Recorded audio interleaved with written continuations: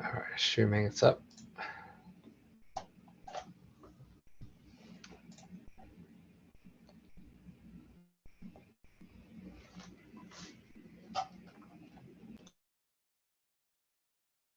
Cool.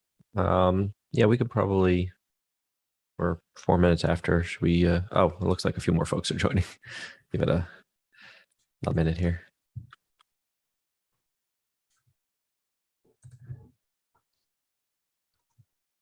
All right. Did you want to run this? You want me to run this? You can run this, and then I think I can bring up one or two things Sure. around the SBOM stuff that I've been talking in the past about. Sure. Okay, so we could get started. So feel free to put your attendance in the meeting notes that's in the chat there. Just as a reminder, this meeting is recorded and currently being live streamed to YouTube, and also your participation in this meeting, is an agreement to abide by the CNCF Code of Conduct. Okay. Before kind of getting into some of the other stuff, anybody have any updates? Was anybody at CDCon this week, virtual or otherwise? Oh, I guess RSA that's happening as Oh, well. or RSA. That was another one that a bunch of folks were at.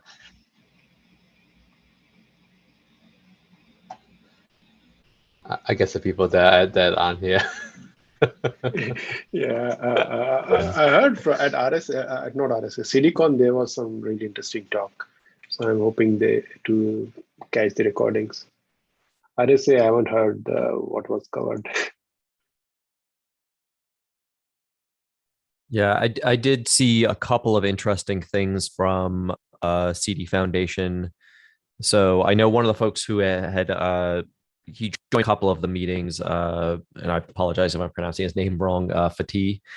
He was at Ericsson, and now he's I guess they made the announcement there that he's now the manager, the general manager GM, or yeah. direct, of CD Yeah. Foundation, which is pretty cool. I saw at least a couple of interesting slides from some folks' talks. I haven't actually checked out. I've been super busy this week, but there seemed to be some interest, a lot of talks on supply chain security. So interested in kind of figuring out stuff, once those talks are up on YouTube, figuring out, watching a few of them and seeing if there's anything interesting there. Cause I think there's a lot of folks on the CD side, CD Foundation side that are doing some cool work as well.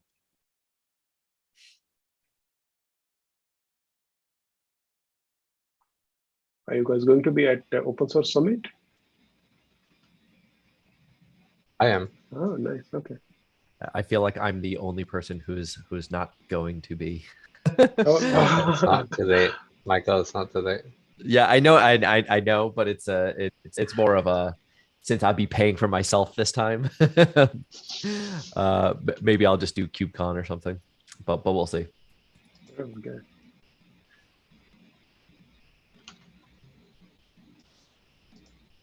Yeah, it'll be. I think maybe it'll be cool if if folks see any good talks, just post them in the channel. Yeah. Yeah.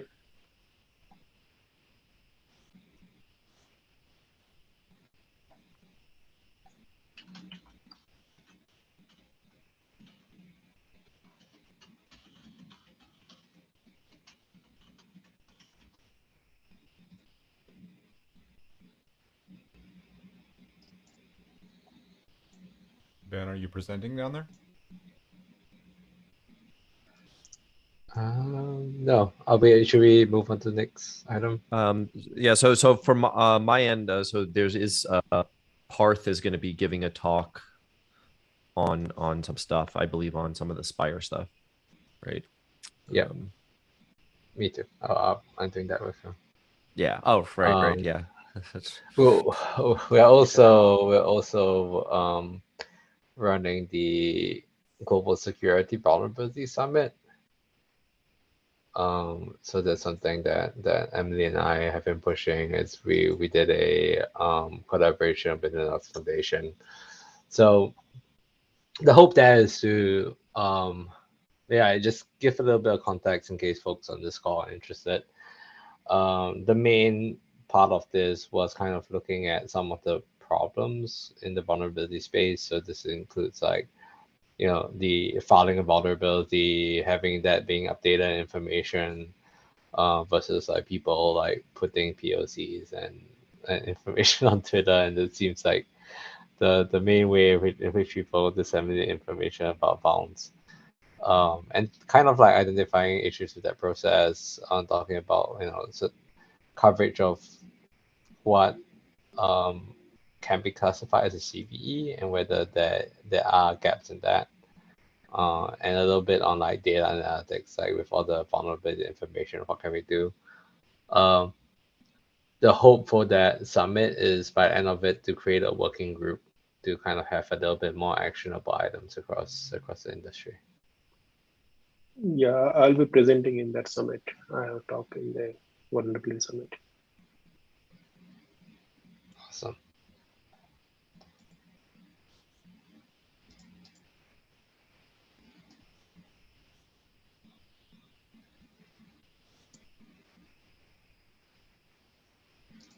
Cool. Who else is going to be over there? Do we know? I think Eric mentioned he is going to be there. Oh, Eric, will be there. I'm I going think I now. saw a post somewhere that Brendan Mitchell over there is going to be there as well. Yeah, Giving a he has a talk. talk. Yeah, he has a talk on image registry as well. Yeah. Talking Open Source Summit. Yeah. Yeah. Sorry, I was just fixing my network here. Died right in the middle of a Zoom call. That's why it's the worst.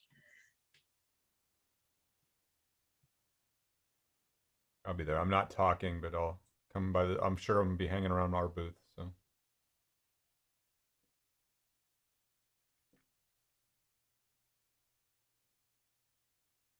it's a quick drive down for me.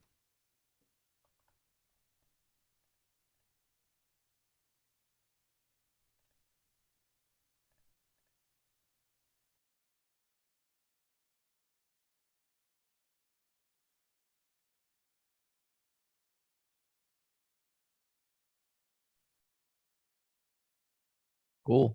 Do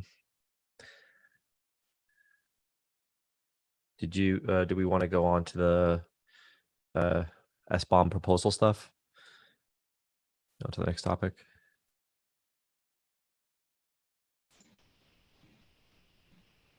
I guess. Yeah. So Parth is on vacation, so he's not. He won't be on the call. Yeah, I was kind of talking through with him. I think just wanted to bring it up, and I guess if you have any questions, put down the issue so Parth can respond to it.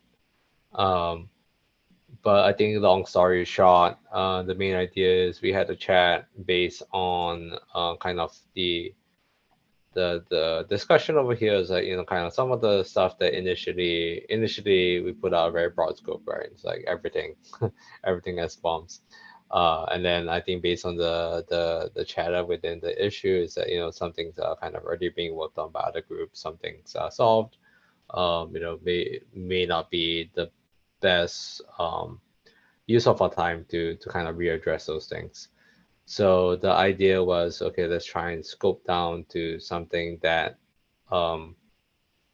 is more succinct and like something that we can provide guidance around where it isn't quite defined yet. And I think the proposal, the revised proposal is how do we who, basically the who, what, and how of SBOMs in Cloud Native. More so in things like, who is going to be responsible for creating SBOMs? Who should create SBOMs? What should the SBOMs include? How should one use the SBOMs? Basically, kind of those three questions, because I think there is like a lot of ambiguity around who should be the ones creating the SBOMs, and whether we are constantly like kicking the ball, kicking the bucket down the road, and kind of making it someone else's responsibility, in which they don't have the information to create the SBOM. So I think that's one as.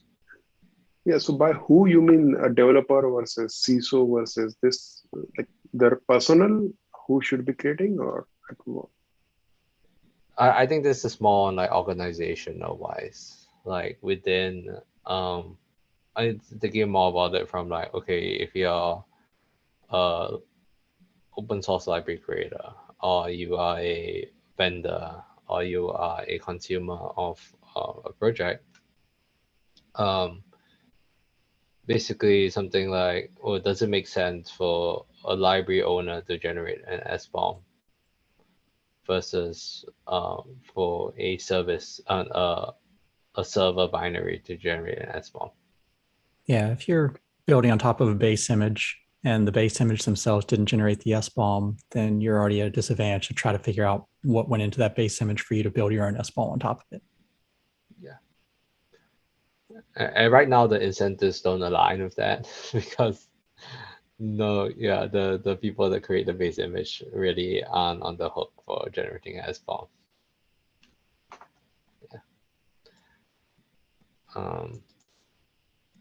Yeah, that's I think from one of the things from the organizational standpoint, like out of the open source piece, I know one of the big questions in enterprises is like, yeah, it really is like, what team is responsible for generating the SBOM? Is it the team that actually wrote the software? Is it like the security engineering team? And depending on the organization, right, some of those things can be quite siloed. And I think it's worthwhile to kind of like, yeah, better understand that. I like, my personal opinion is I think it depends on what kind of SBOM. So what are the options if the team that's building that particular layer or base image doesn't create the SBOM? Is there an option for folks that create layers on top of that to incorporate an SBOM or build an SBOM that incorporates that base image packages as well?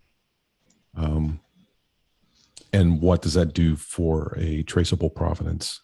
Is it reliable, or are we that reliability predicated on what the base image or layer producers actually have to build?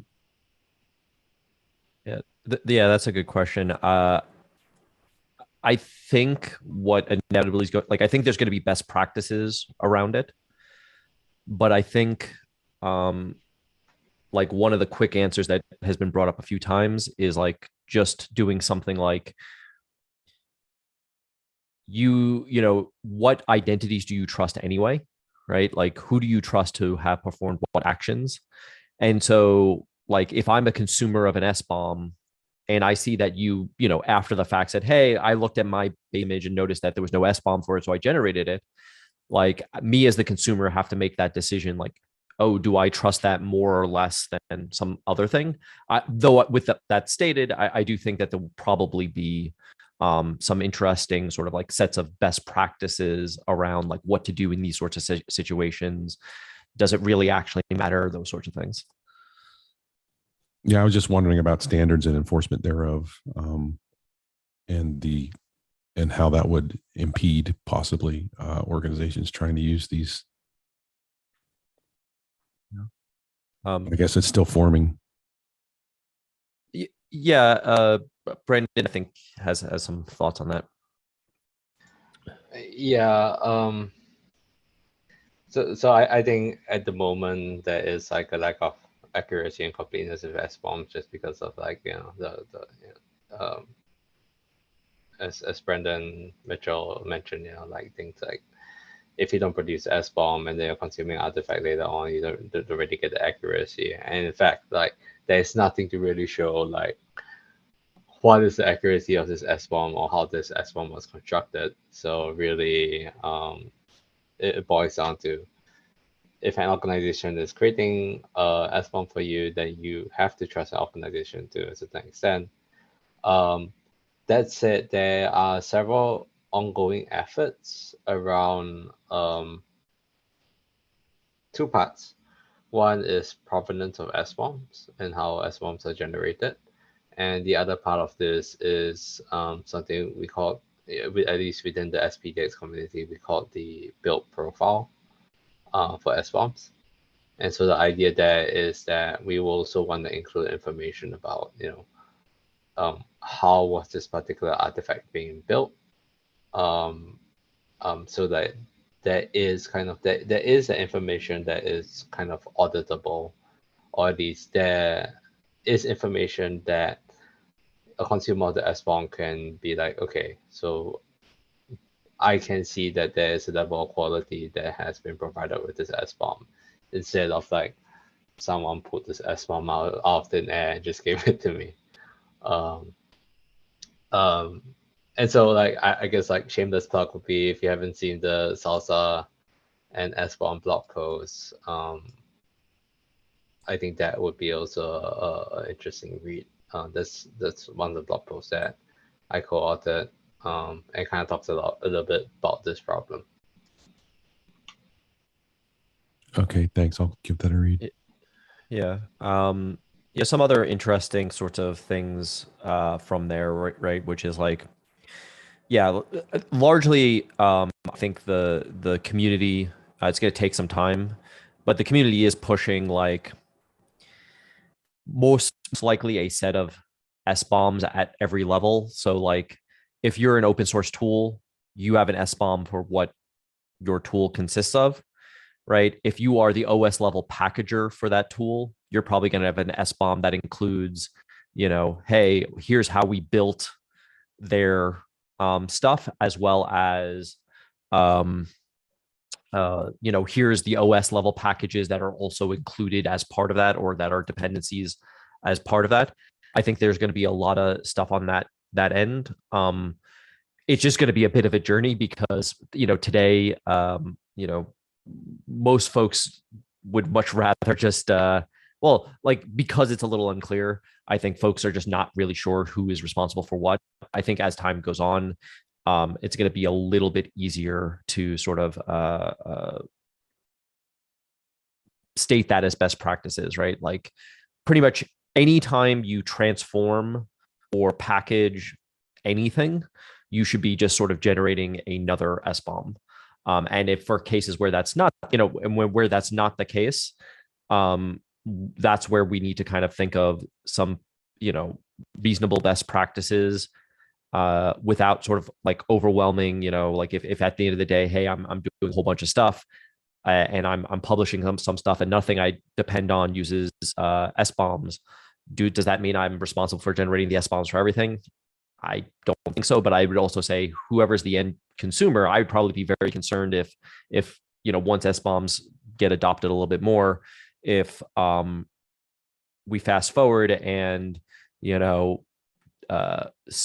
some libraries like, I'm not going to give you a SBOM, there's nothing you can do to make me, and I'll be like, okay, cool, we're just going to choose a different library, or fork it, and that sort of thing.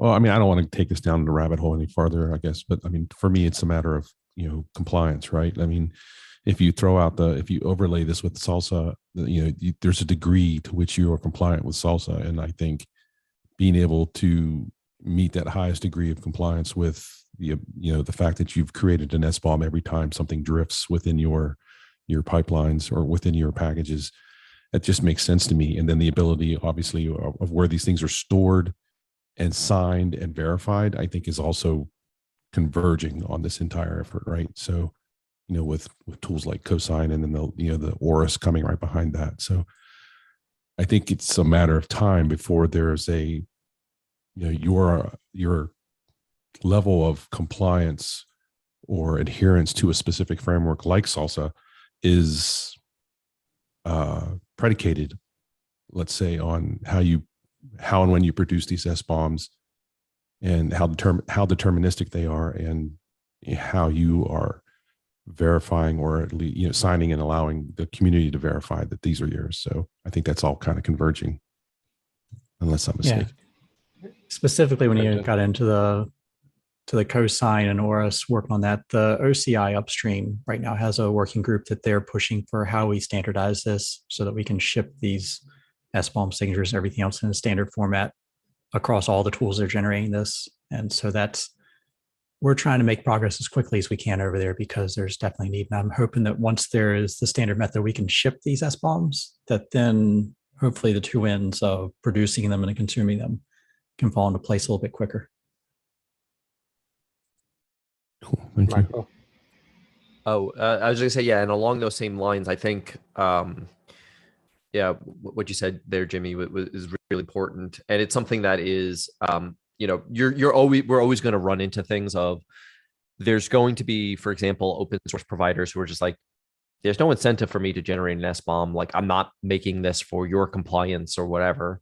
And there's always going to just be, then, we have to make people are going to have to make decisions like, hey, does this mean like if you look at, for example, OpenSSF is saying like, hey, we might work with some key projects to say, yeah, you're not generating SBOMs because you're just like, we have enough on our plate and this is not our priority. Great. We'll give you funding. We'll give you engineers to help out or whatever. And to help build some of that sort of stuff out.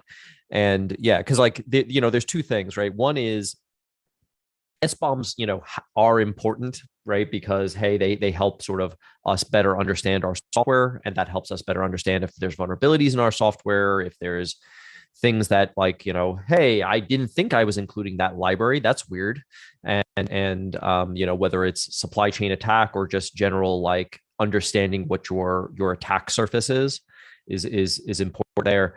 I think compliance is one of the things that helps us also get there, right? Because, a lot of folks, when prioritizing these things, what's the old like anecdote or whatever is, it's like, or what's the old saying, like, nobody cares about security until there's like a breach. It's like, oh, I didn't think, because like, it's not the thing that actually makes money. So I think those are definitely some of the big challenges that we're just going to face in driving that adoption. Is like, yeah, like it's great that there's compliance, but it's also, there's a big reason why we're enforcing that compliance. And it's because we want to have a better understanding of what our software is. Like, we want to understand that, if, hey, did I have log4j in somewhere? It's like, nope, none of my software does. Oh, but as it turns out, somewhere down the line, my software relies on some random thing, and that random thing uses log4j. How could I have possibly known? Oh, well, that's where the SBOMs come in.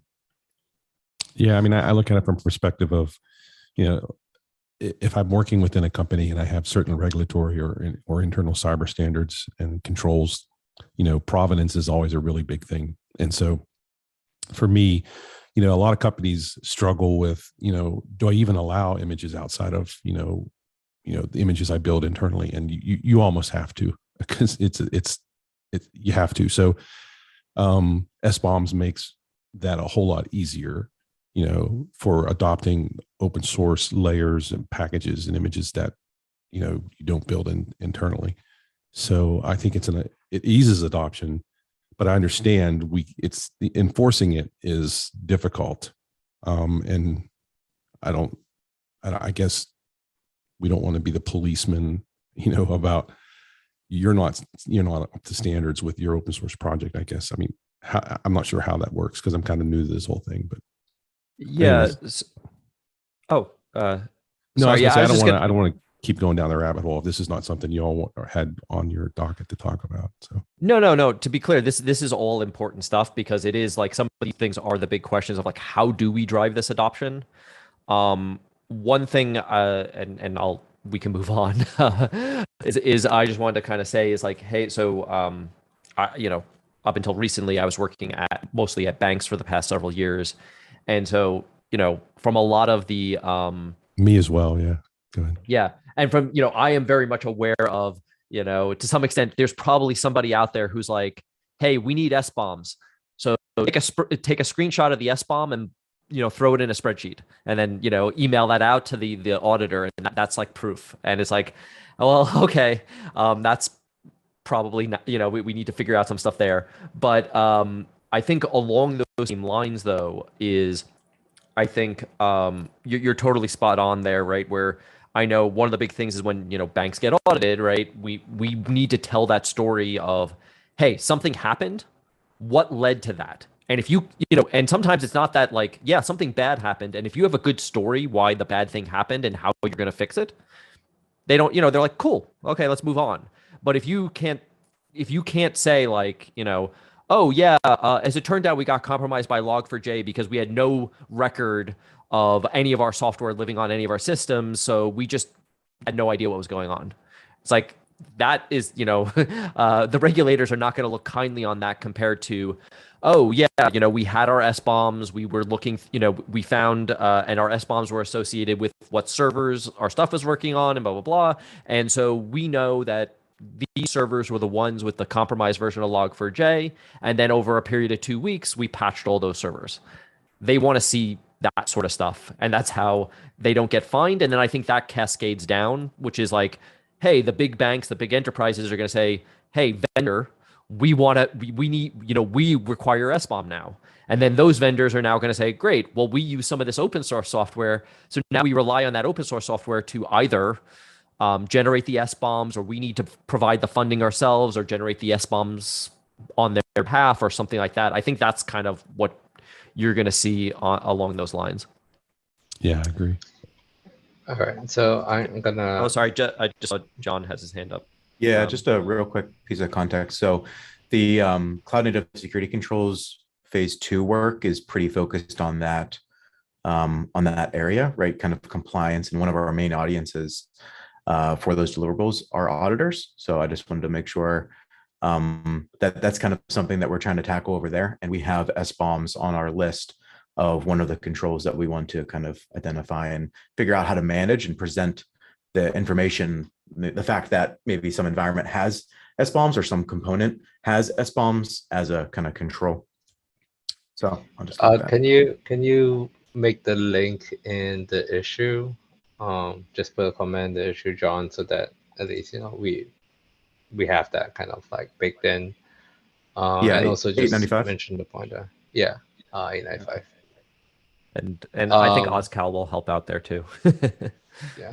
So I know we kind of like dive a little bit deeper into specific questions. I think the kind of really action items that we want out of this is one, we will have time to discuss about all these details. I think the most important thing now is getting feedback on the proposal and the project schedule. And so there were a lot of ideas brought up. So if Jimmy and John, if you put in your comments as what you think should also be in scope on the issue, that would be great. And also, and this is for everyone, kind of take a look at the project schedule. I talked to Path about trying to make this as short term as possible, and if we really want to scope something bigger, we may want to kind of change the type of media in which we publish this. But right now, it's going to be a kind of a position white paper. And the schedule is to have a draft in a month and have another month to kind of do peer review and discussions on that. So I think this will end up being like something that we have to discuss maybe when Path is here, right? It's like, what do we want the scope to be, whether the scope is realistic with the project schedule, and do we have the right people in, or who else do we have to get into this group to work on this particular problems.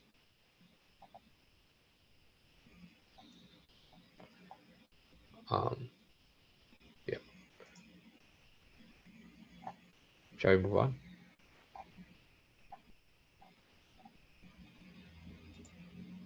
Sure.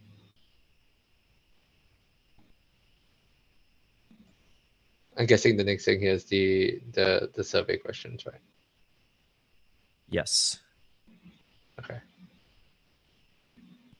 Yeah, and so actually, before we do the survey questions, and I'm probably going to edit the issue just to make sure that it's clear that this is almost like a proposal for a proposal. The idea here is not to say like, hey, we have a couple things in mind and this is what we're pitching. It's more like, hey, we want to actually first do the investigation, hence why the survey maybe makes a lot of sense, is taking a step back and saying, great, we released the best practices, we released the secure software factory. Now let's see, can we work with folks to sort of build that out, like help folks sort of apply those policies and help them build out a secure software factory or whatever. Like, is there interest in that? Are there gaps? Whatever. And so this is kind of like how we get there to figure out, hey, here's maybe the projects we should be looking at, and then we can then make an actual proposal for, let's work with this team to build out these very specific things. Whereas this particular one is more broad, just like, hey, let's see, where should we be looking first? Does that make sense to folks?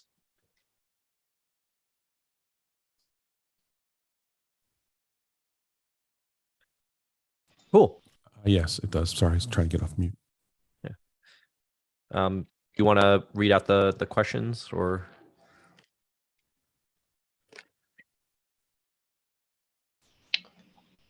The survey question. Yeah. Oh, I mean, I don't know what you want to get feedback on the survey, I guess.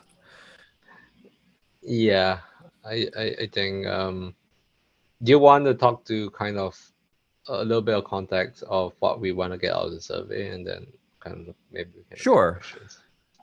Yeah, so the main thing that we want to get out of the survey is just sort of the general feeling of so like the general feeling from various CNCF projects of, one is just like how important is supply chain security to them today, right? Are they actively sort of looking at sort of doing some of the supply chain security work? We probably want to change that a little bit so it's not just aligned with SLSA, to align with the best practices and other community standards like SLSA. But I think it might also be worthwhile to at least have one of those questions be a bit more like, it's almost like, do you have the, like, even if you don't have the time, do you still view this as important, right? Because I think it would be interesting just to kind of figure out from a gauge of that sort of thing. But yeah, the basic idea, right, is we want to figure out what projects folks are that might be interested in doing some supply chain work, and then also in addition to that, what projects actually have cycles to do this work, and then we can collaborate with them on some of the work. So just as a reminder, the work would be stuff like applying the best practices white paper, maybe applying something like secure software factory reference architecture practices to what they're doing, with the goal of stuff like SLSA compliance and that sort of thing. Shripad? Yeah, so one suggestion. So can we add one question, like from scale of 1 to 10, right? What is the level of, I mean, how secure do you think you are, right? Like just to gauge their things, like if they think they are not secure or they are not secure at all. So that one thing, and one question to say, what tools are you using today to, I don't think if people will be comfortable disclosing that, but just if they can, right, just list what they are doing to secure the supply chain today. If they're just doing vulnerability scanning, just doing a few things, or what open source tool they have incorporated into it.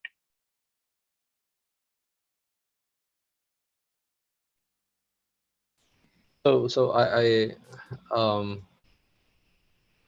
like to get kind of what are you looking for in terms of the question from how secure do you think a software supply chain is?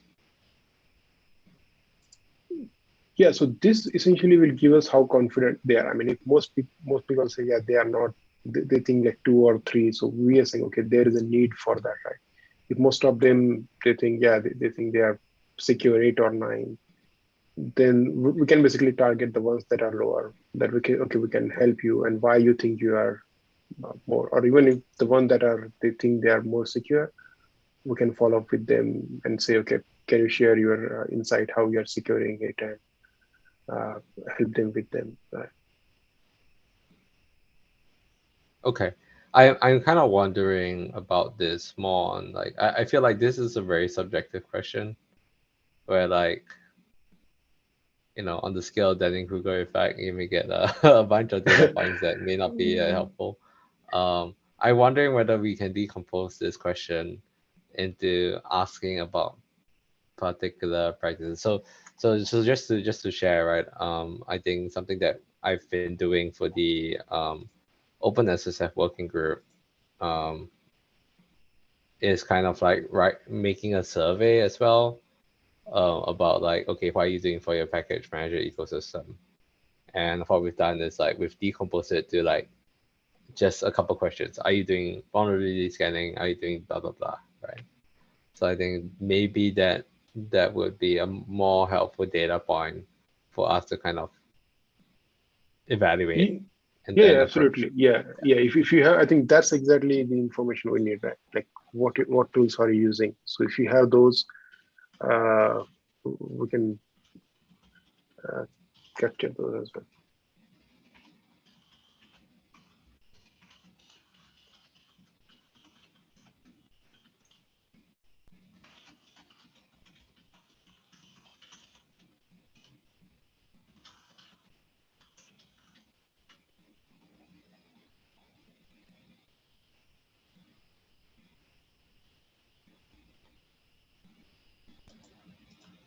Shripa, do you think you can maybe draft a question for this one? Okay, I can take a crack at it. Yeah, NAD, NAD QW. Oh, right. Okay.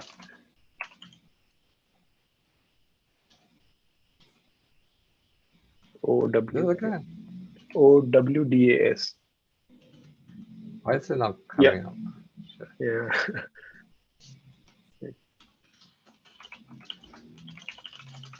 Alex? Yeah, I'm just thinking out loud here, but I'm wondering if another question that might produce some valuable data is, and I'm not sure exactly how to word it, but something about whether they themselves have experienced supply chain security concerns. So, have they been impacted by dependencies that were, like the Log4j issues, or have they had to respond to any sort of supply chain incidents? I don't know. Maybe that's not the right way to ask that. Maybe that's information that they are not necessarily going to want to disclose, but something that tries to tease out to what extent this is not just a theoretical concern, but a live concern for their particular projects, if that makes sense.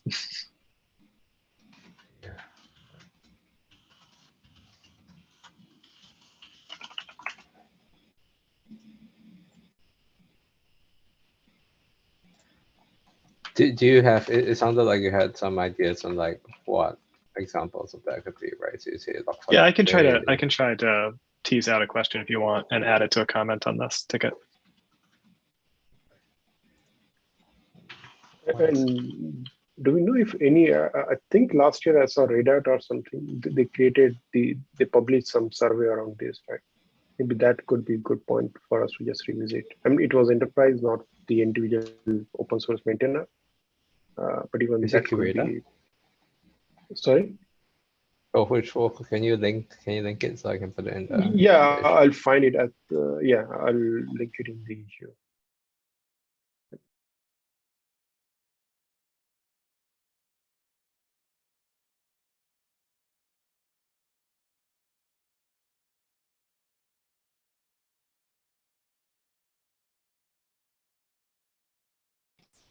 Should we ask about languages as well?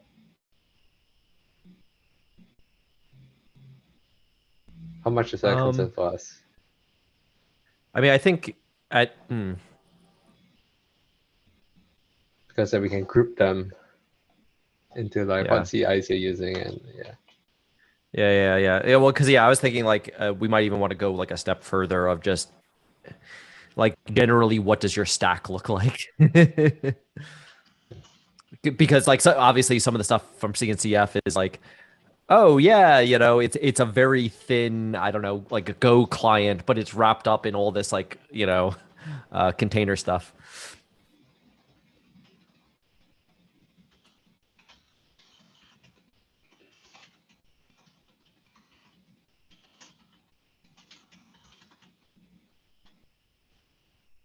What other things? Okay, languages like frameworks, Docker.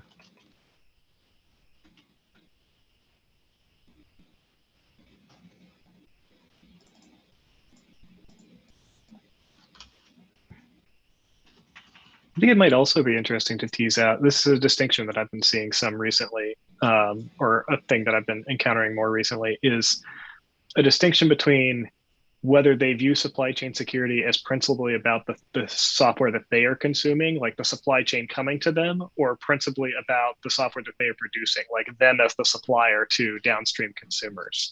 Yeah, that's a great question. Yeah.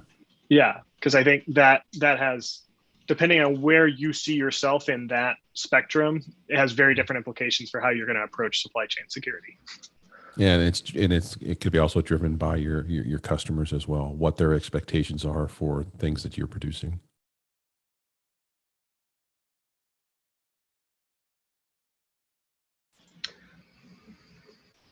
Do you think would it be helpful to ask about incentives around supply chain security?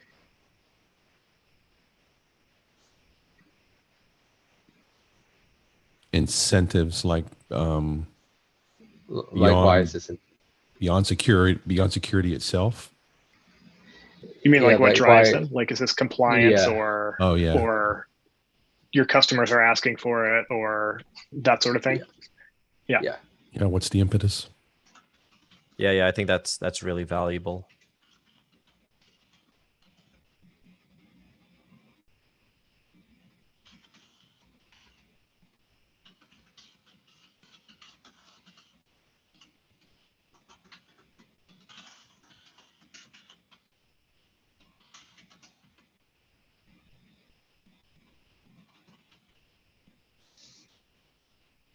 Hype is a valid reason. I mean, some of it could just literally be, hey, security is a priority, and we view security as good engineering. Under compliance, would that encompass regulatory as well, or is that a separate item? I mean, when I think of compliance, I think of internally there are certain standards that we and best practices that we develop, but some of them are actually underpinned by regulatory requirements.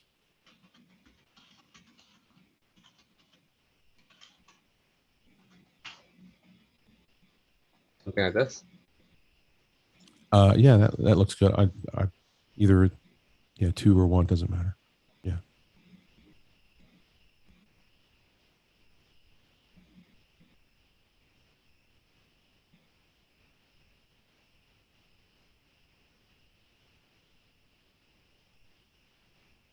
Cool.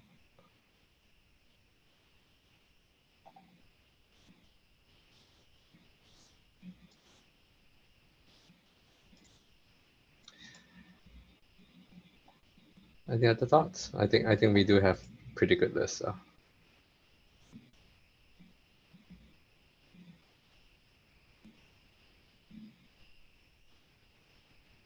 Let's look at 3 parts. Link here. Oh no, I have to download the full report now. No, I have to give them. No, I think Do you have? should. Yeah, I can Oh no. share.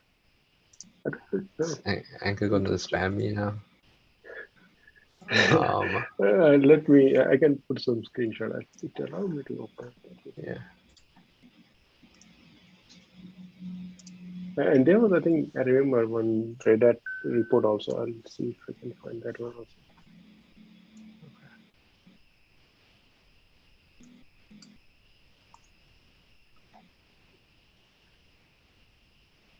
I guess we have 10 minutes left. Was there anything else on the agenda?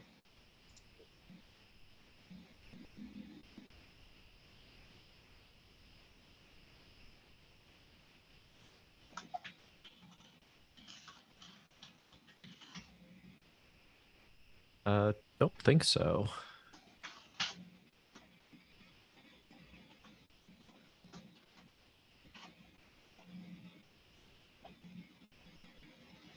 I'm very down to call it. Yeah, same. I guess next week we can finalize the survey and then send it to CNCF. Thoughts? Cool. Yeah, sounds good to me. Yeah, and hopefully if Profit's around, then we can discuss SBOM stuff a bit more.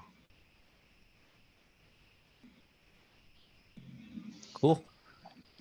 All right. Cool. I guess see everyone next week. Thank you. There. Yeah, see you. Thank you.